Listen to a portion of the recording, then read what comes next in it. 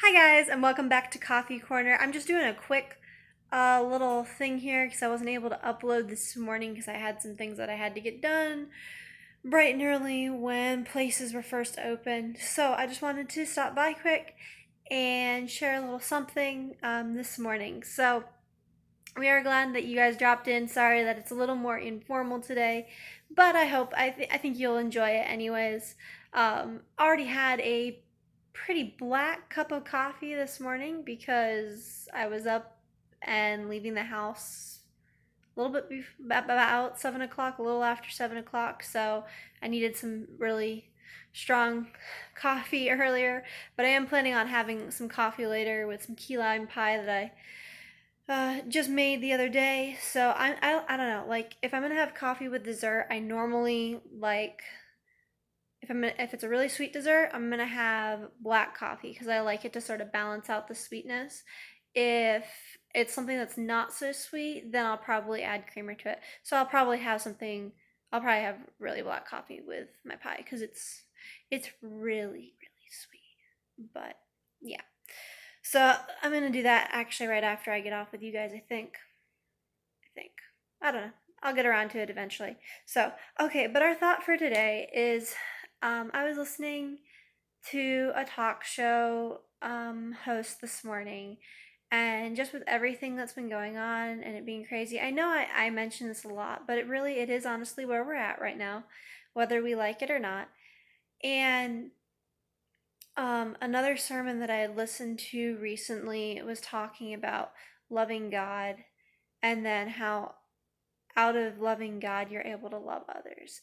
And when we come down to it, really, like we can sit here and try to figure things out, you know, like in an economic way or political way or whatever your cup of tea is. But um, when it comes down to it, really, the world needs the love of Christ. And they see that love of Christ through us. It's not easy.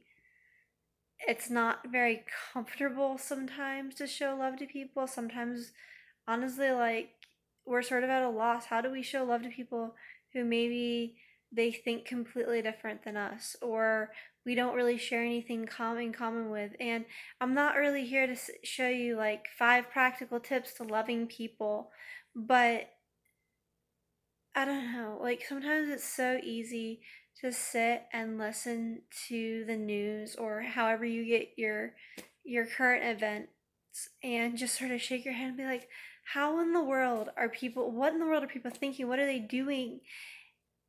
But if you think about it, isn't that the way the world is going to act? Like they're lost. We can't expect them to act like people that know the Lord. And we can sit there and we can just shake our heads and, go hide in a corner or get mad and angry and retaliate in kind, but it's not going to change anything when it comes down to it, showing the love of God and showing the world a God who loves them when they're confused and when they're hurting and when they're angry and at loss and they're just trying to fill a void in their life, that they're looking for God and that God's love can heal so much.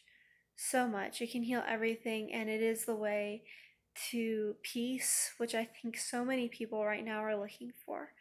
You know, there's a lot of different ways that people are expressing their need for peace, but that's what they're looking for. And the peace of God passes all understanding. You can only have that if you know the Lord. I'm so thankful that we as believers can have that, because you look at it and loving others is the second greatest commandment.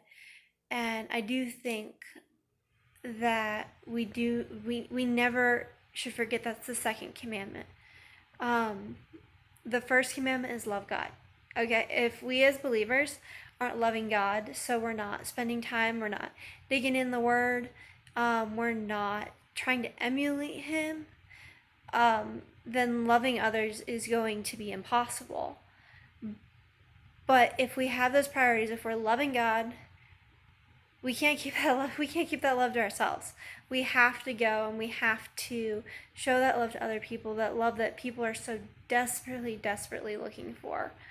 And if you look in Corinthians 13, and Paul just goes through and he's like, love is this, love is this, love is this, love is not this. This is not the way love acts.